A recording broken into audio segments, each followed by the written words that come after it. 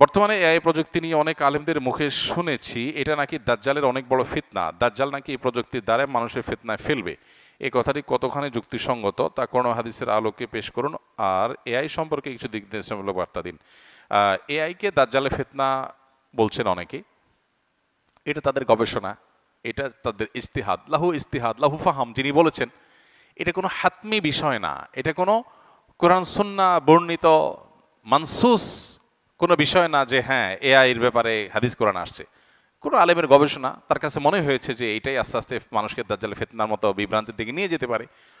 তো কোনো আলেমের গবেষণাকে গবেষণার পর্যায়ে রাখতে হবে, এটাকে ওহির পর্যায়ে নেওয়া যাবে না।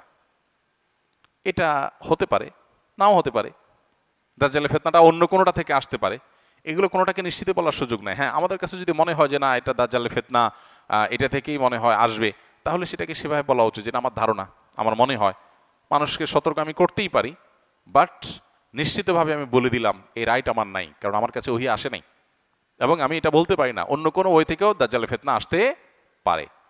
তবে এটা ঠিক যে এটা এক ধরনের ফিতনা এবং বিভ্রান্তিতে মানুষকে ফেলে দিচ্ছে, উম্মাকে ফেলে দিচ্ছে, এবং নানাবিধ ফিতনার দুয়ার উন্মোচন করছে। ফিতনা কোথায় গিয়ে ঠেকবে, কত বড় আকার ধারণ করবে, সেটা আল্লাহু আলাম।